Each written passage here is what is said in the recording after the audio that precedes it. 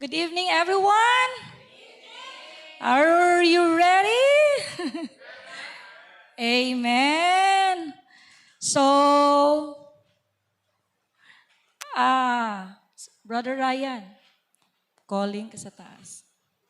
Okay, while waiting for the slides, can we just bow our head? Let us pray. Father God, thank you, Lord, for your word for tonight, oh God. Thank you, Lord, that this word, Lord, may give like enlightenment and guidance for us this week, Lord. Lord, thank you for the wisdom, Lord, as I speak tonight, oh God, let your word, Lord, penetrate the hearts of the people, oh God. Thank you, and we glorify your name, Jesus. This we pray in Jesus' name. Amen. Amen. So actually, I'd like to share tonight entitled A Word from God. So it's hearing, believing, and acting on it. So, kato siya, no? A word from God, we all have that, no? Muna ang, muna ang pinaka-greatest needs in our generation now. Not this information, mga opinion sa uban, mga voices sa uban, mga tanata, is it okay, is it ano, but we are so blessed because we have this written word, no? So, before ta mangitag mga answers sa palibot, mga unsa pa dihang mga signs sa social medias, mga reels, mga unsa pa dihatong makit-an. Yes, experts can give their opinions. Yet despite all the voices sa nakapalibot sa mga tao, no, sahay nagyapoy confusion. 'Di ba? Mahadlok ra gihapon ta. Sometimes we feel hopeless. Why? Because it's coming from the word of a person, no? What changes lives? Ay, ano to? Kanahan jud kog papel, pero amo ko ka-print. So, di ba, old school, it's okay, let's bear with it. What changes lives is not mga atong mga opinion sa uban, mga unsa pa ng mga ingon sa palibot or advices sa mga friends, but it's God's word, no? It's God's word, gyud, no? So actually, this word that I shared to you, it's based on the life of Elijah. No? While waiting again, I'll continue na lang. Actually, medyo taas ni siya, pero paspaso na ako. Dili na ko siya maputol. Ay, nara, wow. Yan. A word from God. Hearing, believing, and acting on what God says. So, di ba? Even me, dugay na kayo ni siya nga, pero na-excite ra gihapon ko. So, let's proceed with the next slide.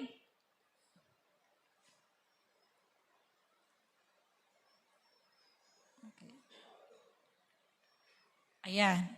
So, the key scriptures it's in 1 Kings 17:1, 1 Peter chapter 1 verse 23, 1 King chapter 17 verses 2 to 4, Mark 4:14, and lastly, James 1:22. So, mo nang mga key scriptures.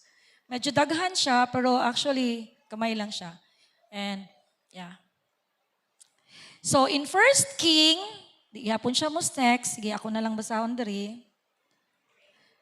Ay, ayan na. So, in 1 King, can we just stand up, everyone? Can we just read a word, no? Okay, in 1, 2, 3, go. 1 King 17:1. Sorry, nasot.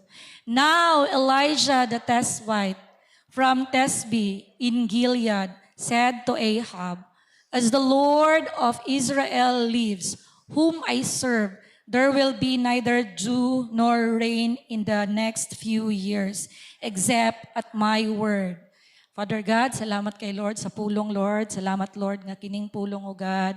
We will penetrate kit sa among kasing-kasing, Lord. Salamat kay Ginoo and guide us always, Lord Jesus. This we pray. In Jesus' name, amen. Can we sit down?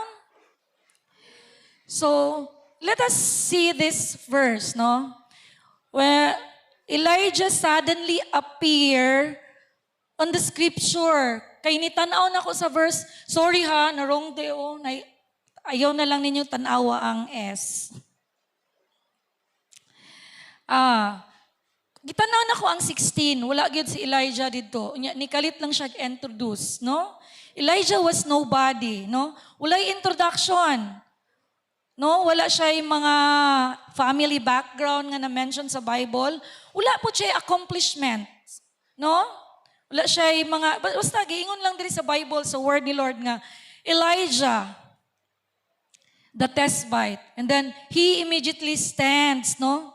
Before King Ahab. Unya, kaning sa panahon ni Elijah is, ang mga prophets, ang mga believers ni God, ginapamatay, no? Si King Ahab and Queen Jezebel, silang duha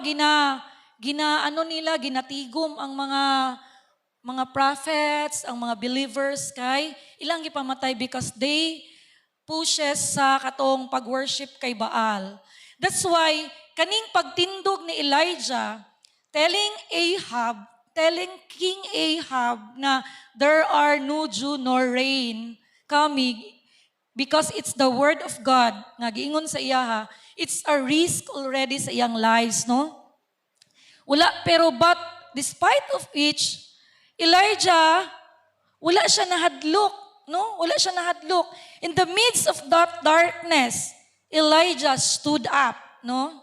What made Elijah different?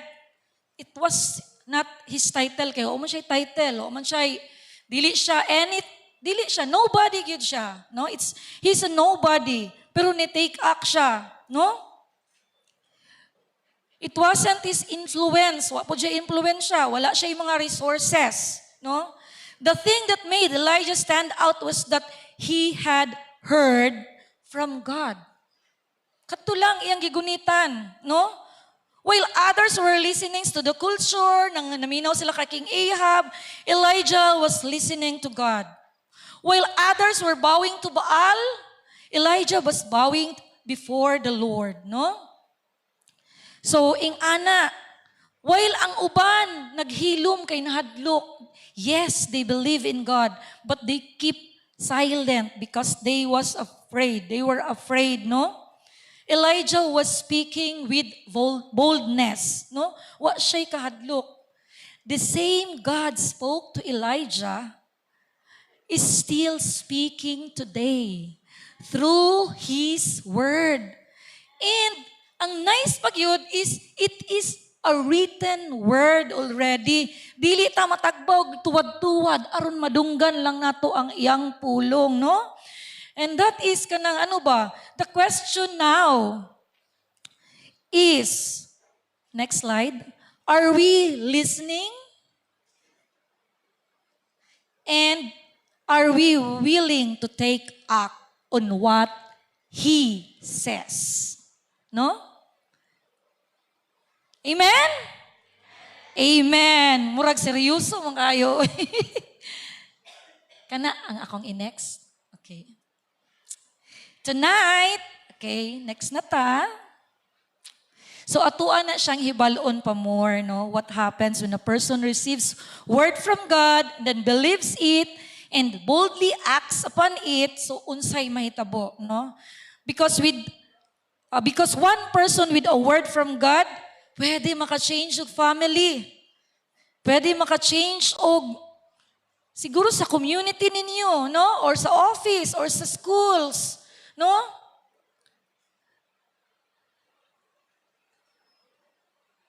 Before Elijah stand up to King Ahab, na siya nadawatan nga word ni Lord. Wa siya nahadlok. And let's look at our first truth tonight.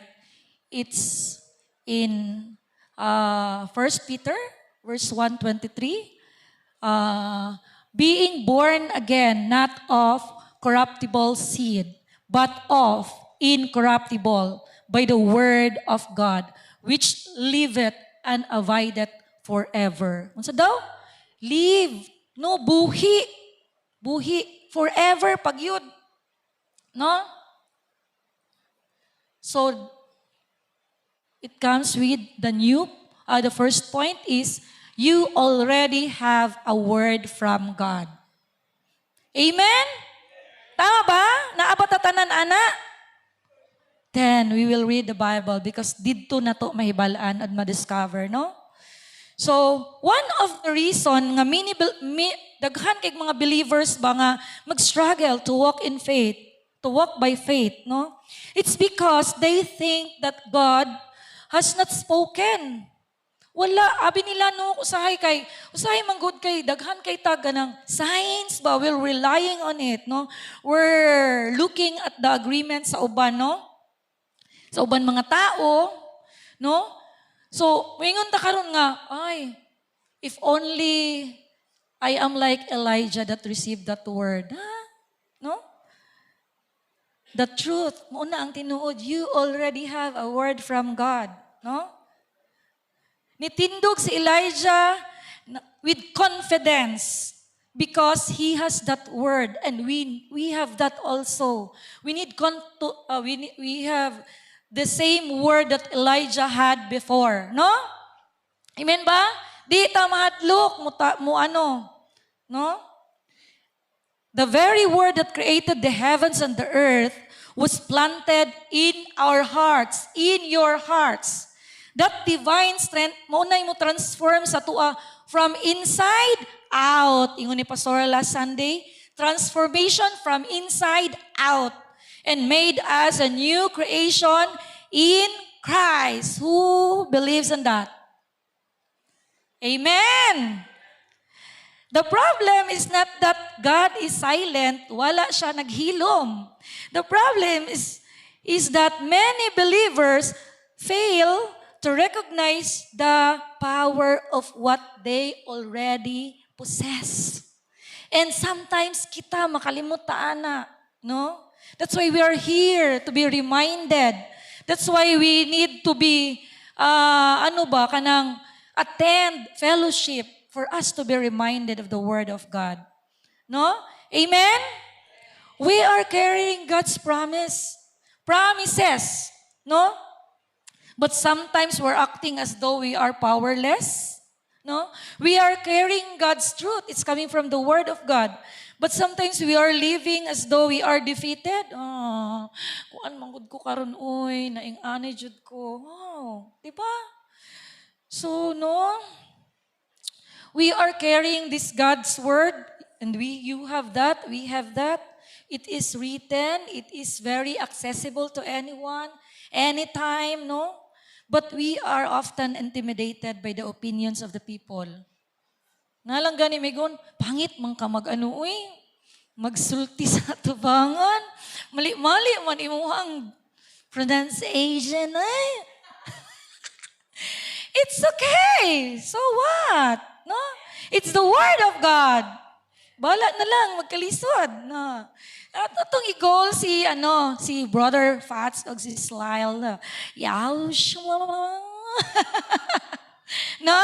Sige lang, mabot ra ta diha sis, na?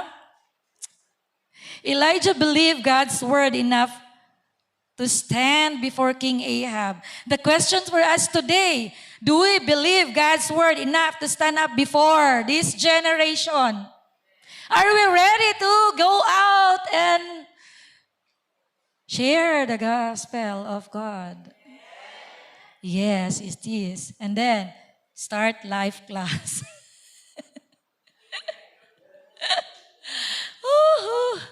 So, lantaw na today, naa siya'y 3 truths about Word of God, about God's Word. So first is, God's Word gave you new life. No? Kita sa Romans 10:17 that we are a new creation. No? That same Word that saved you still has the power to transform every area of your life. Every area of your life. Muna diri. No? Number 2, God's Word lives forever. Kung why forever diya sa uban, ang pulong sa Ginoo is forever. Amen. Ako sugaw. God's Word produces boldness. kinsabay nagtuo nga I'll be bold enough to stand here. Tabian ko sa gawas pero kurog-kurog jud ko diri first oy. No? But it's for the Lord. And this is one of the obedience siguro nga. Dili siguro, yes. It's the obedience of the Lord. When you know what God has said, fear loses its power. Mawala ang power sa kadlok. Conviction replaces confusion. Ang confusion maalistan, ma-replace na conviction. Courage replaces compromises. Diba? We need that courage. Kay katuganing nagtry tag evangelize sa gawas. Huy, maskig mga tinulakay ming duha ni Sis Rina, no? Ikaw na niya, ayun, sige, ako na. Unya, syempre, no, mas tigulang man ko, okay, ako na lang. Maulaw ta. But it takes a lot of courage to approach, di ba? No. No, but Elijah was not bold because of who he was. That's why, nakaingon jud ko nga, no? Ikaw mag-prepare sa ingana, ikaw po makaingon, yes, no? No, it's not about you. It's about the word of God sharing to others. No? Amen? So, syarog, pag umanani, why mag-share diya sa gawas? Yes.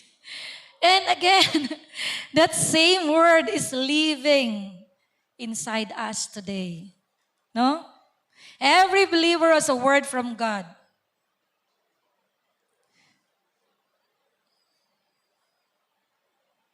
The question is not whether God has spoken. The question is whether we will believe it and act upon it. Amen? Having a word from God is powerful, but the word only changes lives when we act on it. Kay yes, naadi ang pulong.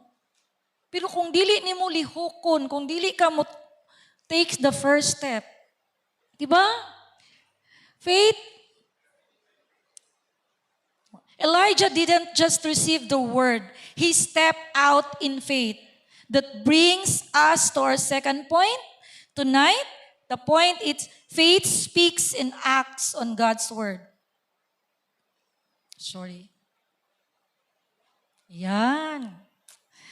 So, again, we will check again sa katong sa verse 1 sa verse 17 verse 1, no?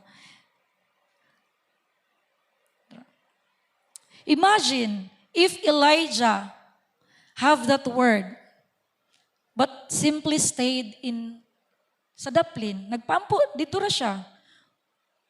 Nagpampo lang siya, no? What if he had prayed about the drought but never went to King Ahab, no? What if he had kept God's message to himself, no? What if? So nothing would change. Wala. Di ba? You may receive God's word. You may kanang naay mga guiding voices diya sa imo. Sometimes ako ingana ko pag wake up sa morning and then I call it muni-muni again and then pag human ay mga instructions and sometimes ikaw mingay, anong ako, Lord? Dili. Magingani ko sa among office. No? 'Di ba? Unya, wa man ka ni take up, 'di ba? So, karon we need to be kanang sensitive, no? Kay daghan kay mga instruction si Lord nga wala ni dili na to masalo ba if we will magpabungol-bungol lang tanong. Unya mingon nintang wala may guide, wala man hatag sign si Lord. Di ba?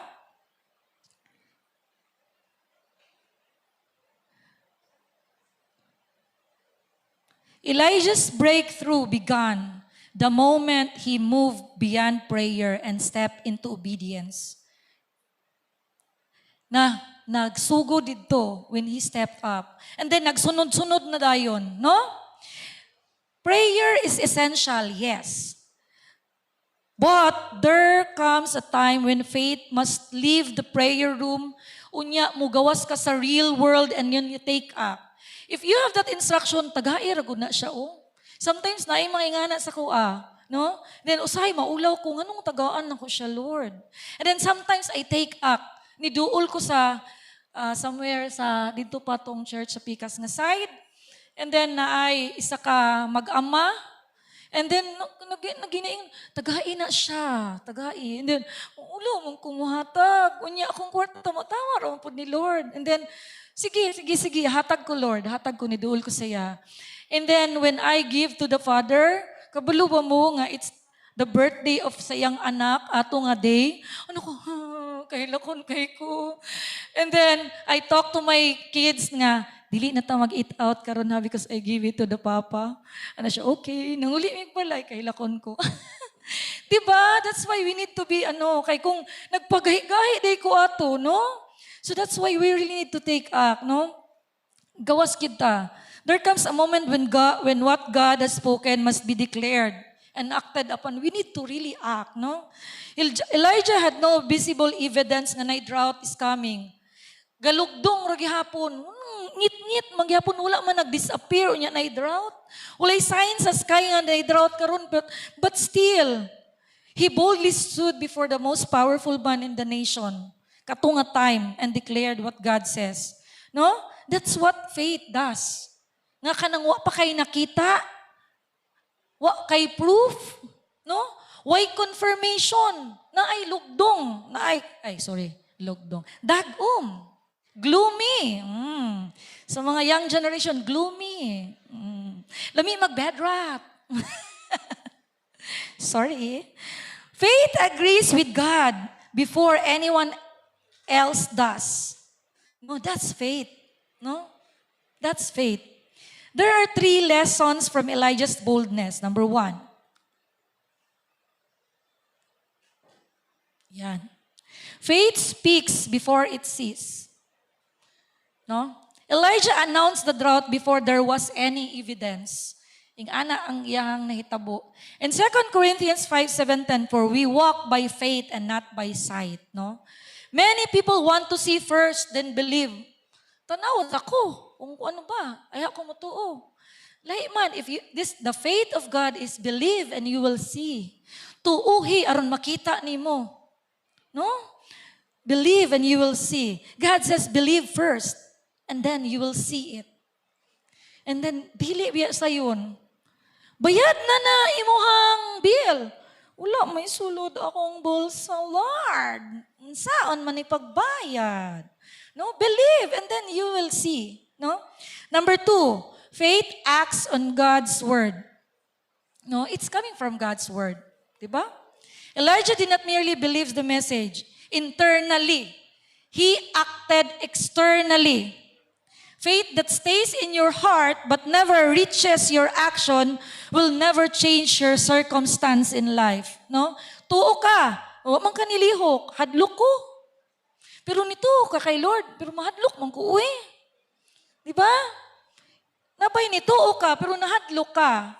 No, it's not that.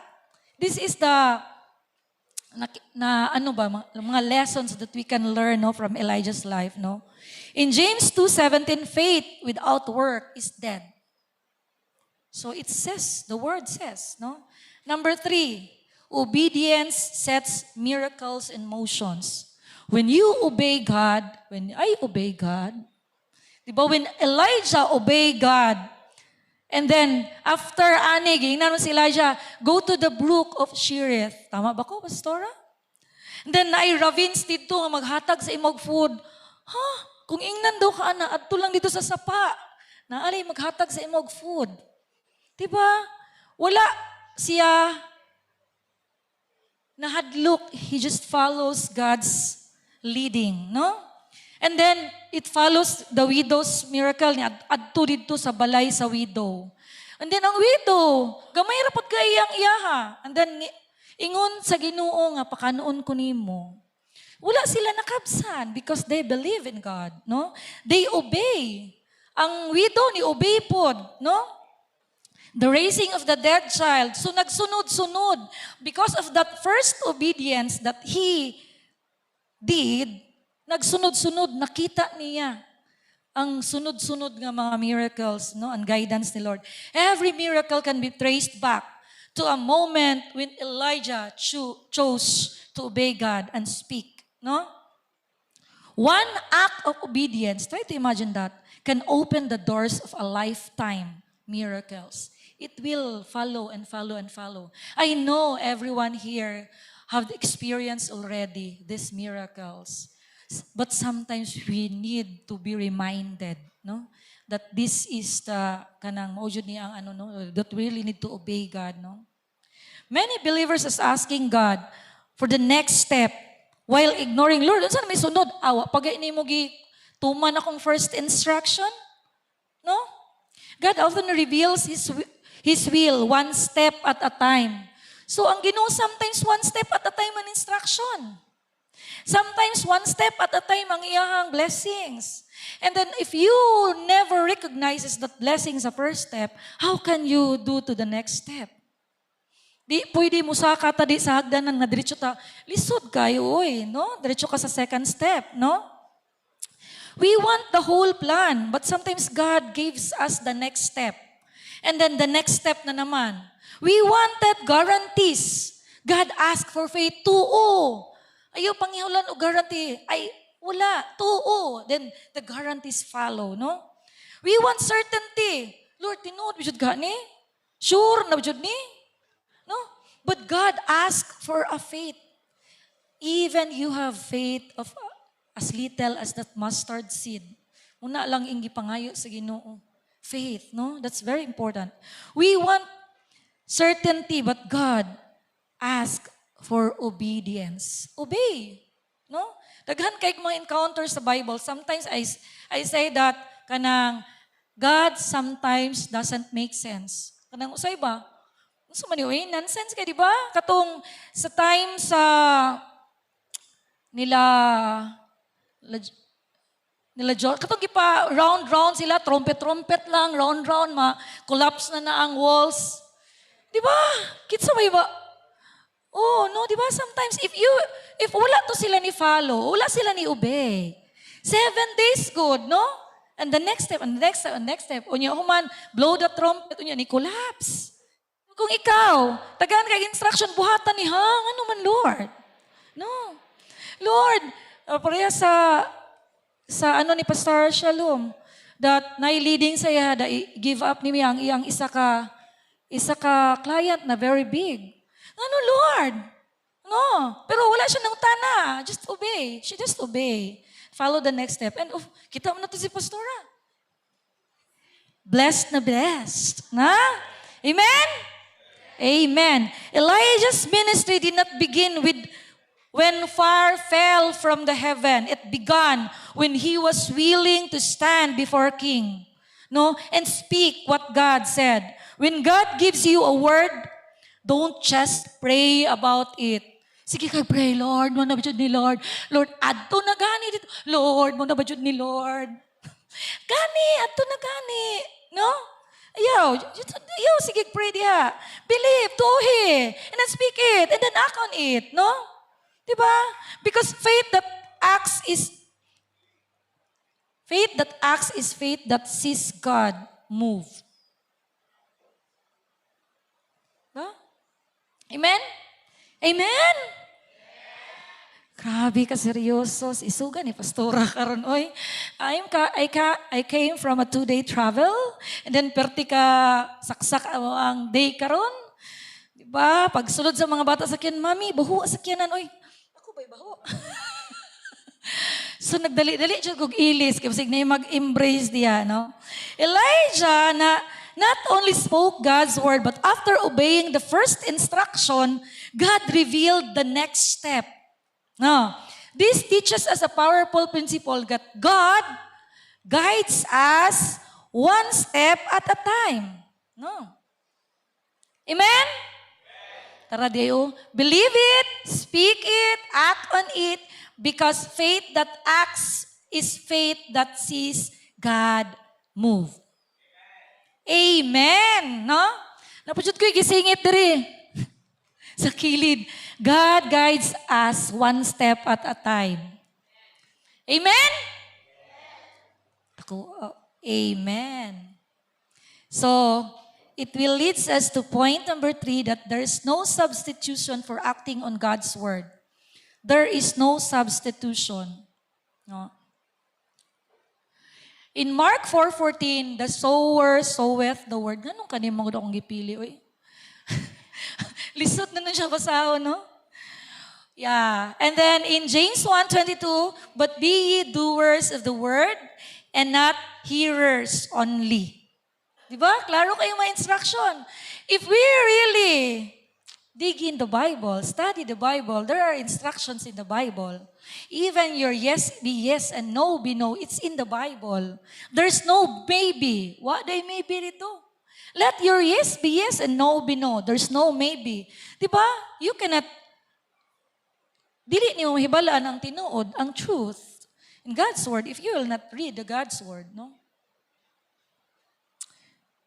Yeah. Diba? Elijah teaches us a powerful lesson. There is no substitution for acting in God's word. Yes, ganina na-mention na to, prayer is important. Worship, yes, is important because it's what ay kanang gidesign ta ni Lord ana to worship Him. Fasting also is important, yes, at times. Studying the Bible is important, but none of this can replace obedience. Walay substitution walay substitution sa obedience.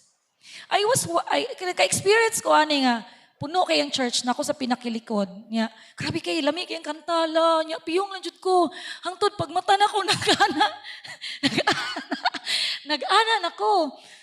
Nagtalikod, takilid na ko. Nya, Lord, nga nung nagpa-cycle-cycle magyapon. Because maybe I missed that obedience thing. No? Di ba? No, so don't miss the obedience. Ayaw ninyo kalimti. Many believers today have become comfortable on praying about things. No? Taghan kayo na, I prayed. Mugawas kaya, thank you Lord, and thank you Jesus. Thank you for the people nga nasa gawas Lord. I know Lord that these clients Lord, Di ba? Murakag ano? Yes. We can pray, but kung niingon kayo si Lord nga, be still. You need to be still. Ayaw kahadlok. Ay, mag-anos ako dito, kailangan ako anino. Kung niingon kayo, be still. Yes, we really need to act, but be still. Believe that all the works of your hands will be blessed, be fruitful, and that's mo take act na ka with all the composure that God has blessed you already. No, dili ka tong ni-take act ka nga nagkarag-karag ka and then no, wala na, no? Na-rattle ka no? Even in studies when you usay dili man gyud nato kay ako estudyante man pod ko no. Dili man gyud nato mahuman. Usahay og study ang mga exams nga upcoming. But ni kataw lagi ka te. No, dili man gyud. Yeah, sometimes dili na to mahuman. But when you start answering your question, Lord, thank you for all the stored knowledge that I have, that it will really come, Lord. I will answer this, Lord, in your grace, O God, but not in that cramming stage. Diba? Much better, no? No? Because, imagine, gipakamatyan ta ni Jesus, unya, mahadlok-hadlok ta, dili ta mahadlok. No? Prayer prepares us. The Word directs us. The Word of God directs us. But obedience releases God's power in our lives. That's why we really need to obey, no? So 3 truths. Nalang ko ibasahon. The enemy will always try to convince you that you are lacking something. No? Maingnon ka nga, you don't know enough, you are not qualified enough, you don't have enough money, you don't have enough experience, but God's word is enough. Maingnon din na, di na rin yung eskwela, ay dili pod, no? Eskwela pod ta, no? The 3 truths about God's word. God's word is greater than your limitations. It's greater, no? And Jeremiah felt unqualified and said, Lord God, behold, I cannot speak for I am a child. Pero wala, no? Isa sa mga gwapo nga book is Jeremiah, no? Yet God used him mightily. Diba? Your weaknesses does not cancel God's calling. Ayaw kahadlok, ulawon man ko. Mahadlok man tagamay. Pero, if we stand here, kay di nakaganahan mo undang, 3:30 na. Tapos ko sa point number 2. So, number 2, God's word produces the harvest. The power is not in the messenger. The power is in the seed that nagiplant, no? It's in Mark 4, ganiya. Mark 4:14 says, the sower soweth the word. No? Kitsa man ang sower? It's the Lord. Di ba? The seed contains that miracles. Try lang good, try lang mo. Even distant friends, and then I mag-confide sa inyo, and then just share one God's word. And sometimes sometimes, kanang pulong na imong gihatag sa iya, isa lang na. Ug abi nimo nga dili na siya, but at some point sa iyang life, it will flourish. Mutubo ra na. Ang atong trabaho mo, tanom lang yun, mo share lang yun. Kay mutubo ra na siya nga kusa. No? Because it's coming from God, no? Our responsibility is simply to plant it, believe it, and act upon it, no? Number 3, God's word ignites miracles. Every miracle begins with a word from God nga imuhang gituuhan ug imuhang gi-obey, no? If God has revealed this truth to you, you possess something powerful enough to change your life. Sa imong family, sa imong ministry, sa imong future, sa imong pagskwela, sa imong mga classmates, sa inyong silingan, what has God already spoken to you? Has He called you to serve, to witness, to forgive? Nabay mga kailangan diri mag-forgive, to give? Nabay gi-urge nga mo hatag to trust Him.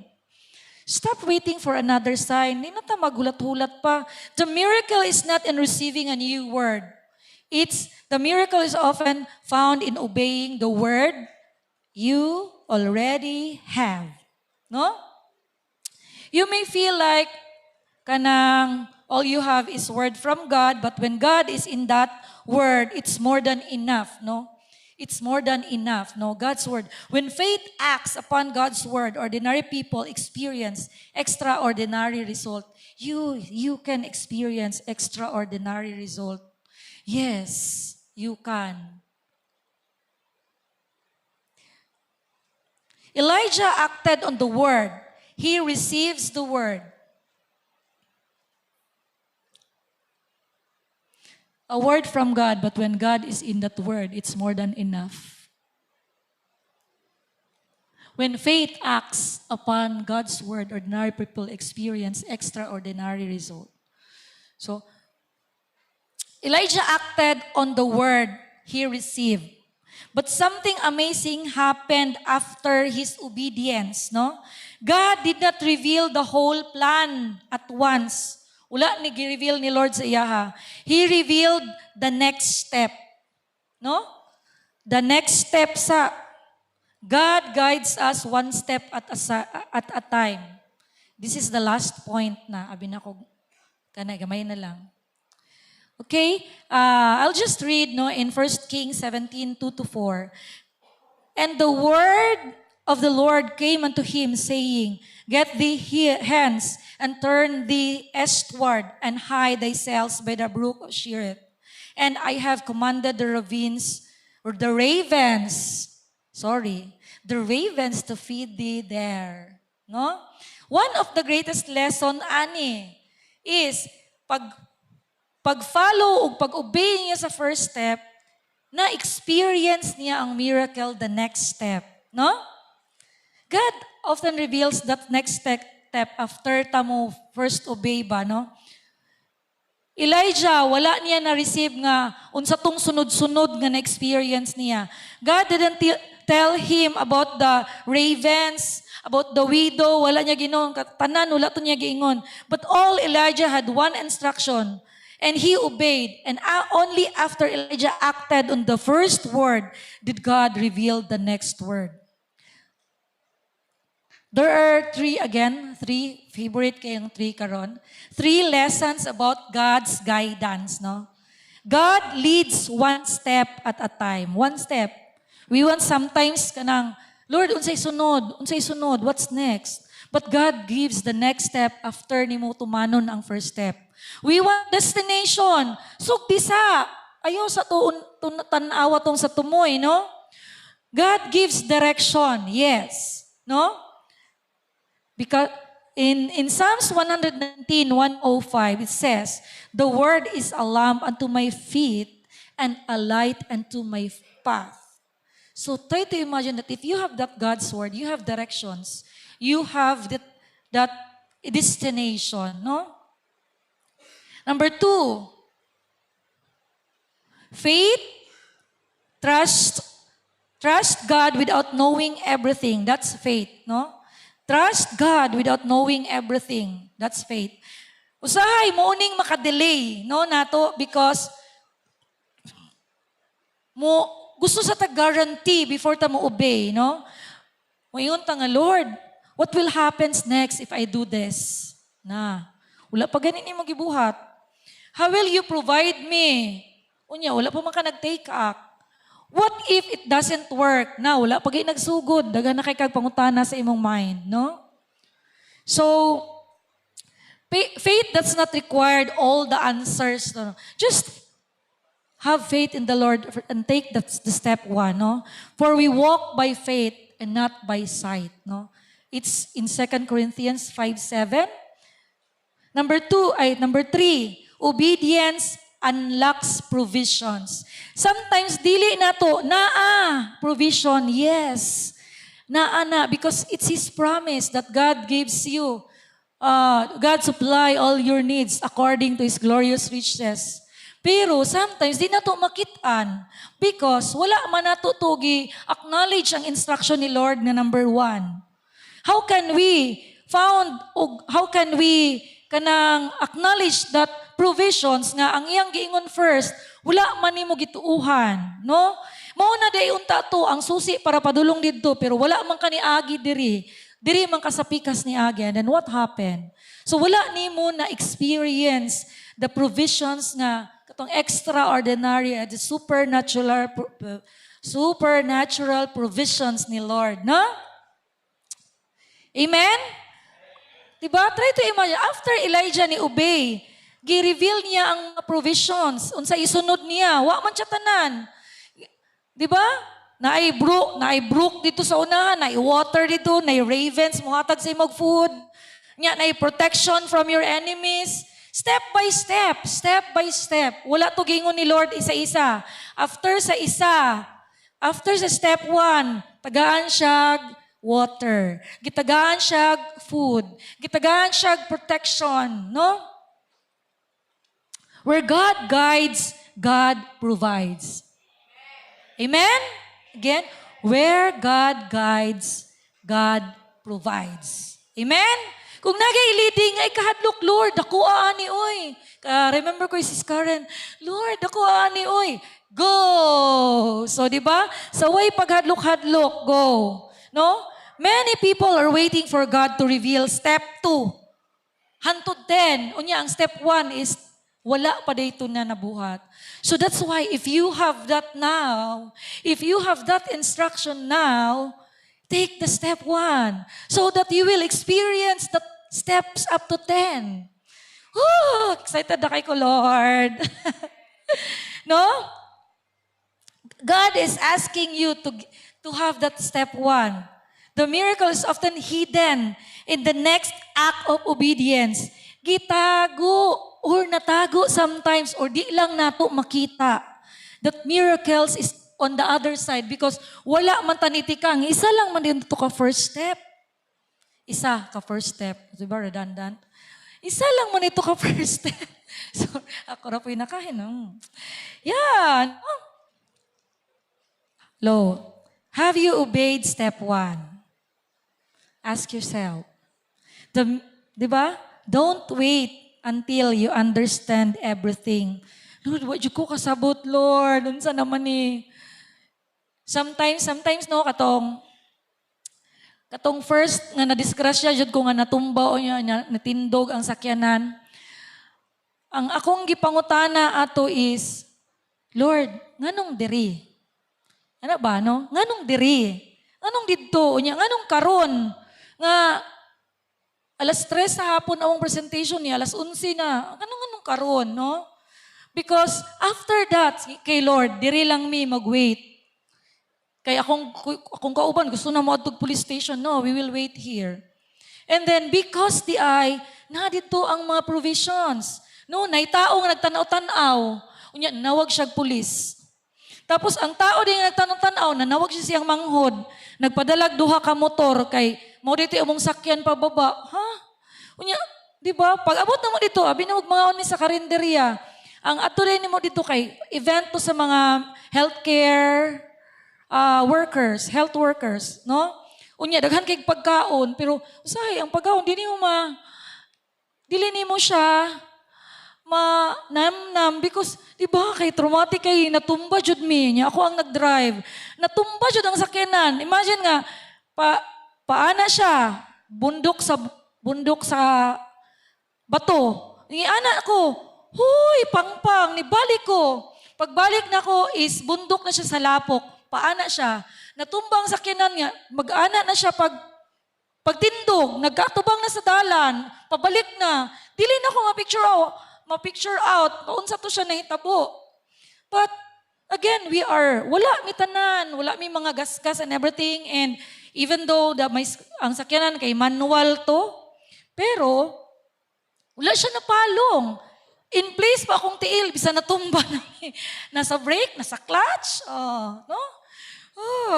Pero maadlok, pero daghan dito ang provisions. Unya, dugay kay minarski, duhaman ka buto ligid. Unya, ang dala, isa lang. Ay, among spare, isa. Ang dala kay, dili pag yun fit. Unya, nilabay nga, kuan pa gito, kasagsagan sa COVID, nilabay nga pick up. Unya, 15 minutes ago na siya nilabay. Unya, ang mag-asawa ni balik, kay naka-feel siya nga, need you to nilaba. And then, iyang ligid, fit rapod sa mong ligid. Di ba? How amazing God is. And then, ang akong kauban ato is, na siya in an emotion, in a state na, he's questioning God sa iyahang situation. And then gipakita sa iyaha, sa among sitwasyon, nga how great God is. The provisions and everything, the protections. And that, katong tumbling na mo, after a while, it's the, that moment, it's a pivot point sa iyaha ba, that na-experience niya, wow, amazing Juday kay si Lord. And then from there, karon katong ano man siya jud no ano man jud siya kay but karon na siya duha ka anak. And in fact, murag 7 years to siya wala na ka anak, no? Pero after ato, so naglighten ng yang life because God reveals that. No, nakita mo niya first hand. Ati Bet, ato na ko, no, we will stay here. Siya nga naman, oh no, we will stay here. And then nakita niya ang step by step na panghitabo. And then, na-amaze siya kay Lord. No? When you trust God, take the next step, then obey the word you already have. And that's God's direction becomes clearer. No? When your obedience, God's direction becomes clearer when your obedience becomes greater. Are you ready to obey God? When God says this and that, are you ready to do it? So, let's make disciples. Let's bring one more for Jesus. Amen? Oh, batay lagi. Diba? Ano naman siya? Sorry. So, Elijah teaches us that God does not require us to know everything. No? He simply asks us to trust God enough to take the next step. When we obey the word, God reveals the path ahead. Amen? Karon, ang challenge, act on it. As we look at the life of Elijah, one truth becomes clear. God is not looking for people who know everything. He is looking for people who will obey what you already have, what they already know. Elijah didn't have that whole plan. So karon, ang question is, are you ready? Do? Elijah had that word of God lang, and that was enough. Na ano na siya? No? Excuse me. Often, usahay ba kanang we're waiting to God for God to show us steps, mga step by step, certainties, we want guarantees, but God doesn't usually work that way. Dili. He gives a word and then we obey. And then He reveals the next step. Diba?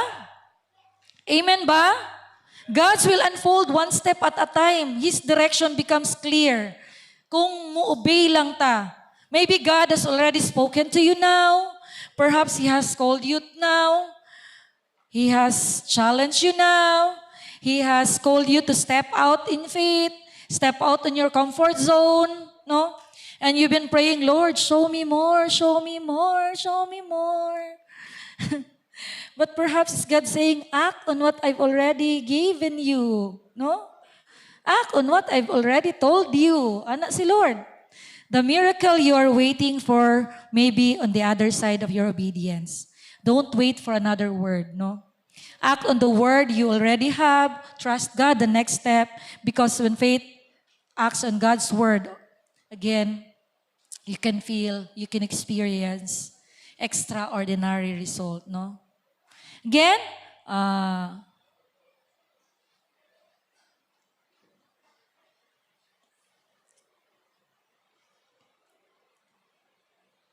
don't wait for another word. Act on the word you already have. Trust God with the next step. Because when faith acts on God's word, ordinary people experience extraordinary result. Obey today. Trust tomorrow. And God is already ahead of you. Diba? Amen? Amen. Okay, can we bow our head now?